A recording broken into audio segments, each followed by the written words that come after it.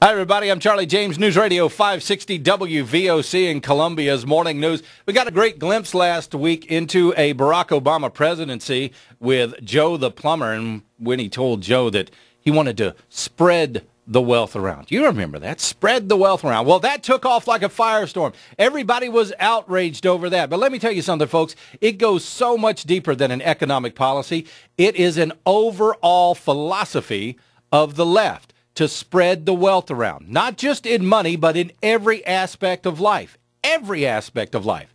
You could go back and look at some of the sporting programs that we have now. They don't keep score. They want everyone to feel good. Look at social promotions in our schools. The kids don't do the work. The kids don't put in the time and the effort to pass the class. They pass them anyway.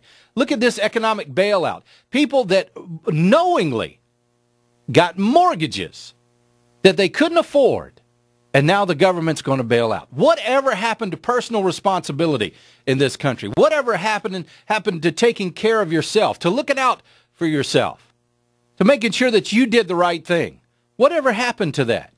That's gone by the wayside. Now the government will take care of me. Oh, the government will take care of me. They want to spread the wealth around, and it even goes deeper than that.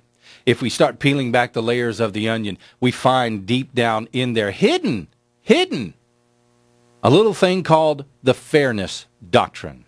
Now, the fairness doctrine was law for a long, long time, and it simply stated that if you give an opinion on a radio or television program, then you must provide the same amount of time for an opposing opinion.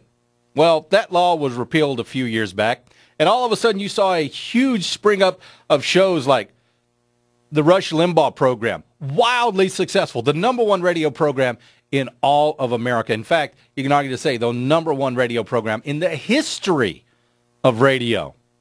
And how popular is it? It's so popular that the Democrats and the liberals want to get rid of it. They want to bring back the fairness doctrine. Why? Because they want to silence the conservative voice. Pure and simple. And you say, well, Charlie, all you got to do is put a liberal show on. Yeah, that's great. But nobody listens to liberal talk shows. Nobody. If they did, Air America would still be on the air. If they did, Alan Colmes would have a show just as successful as Rush Limbaugh. But they don't. And since they can't compete, hey, let's not keep score.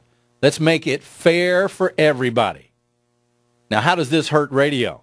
Well, it hurts us in a lot of ways. First of all, we would have to give programming time to shows that don't bring in ratings and revenue.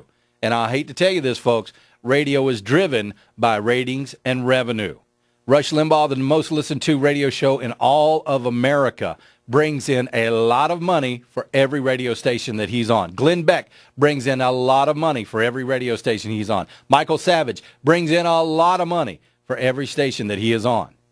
And for every hour that Rush is on, 3 hours a day for Rush, you're going to have 3 hours of a liberal talk show. And what's going to happen? Rush Limbaugh goes away.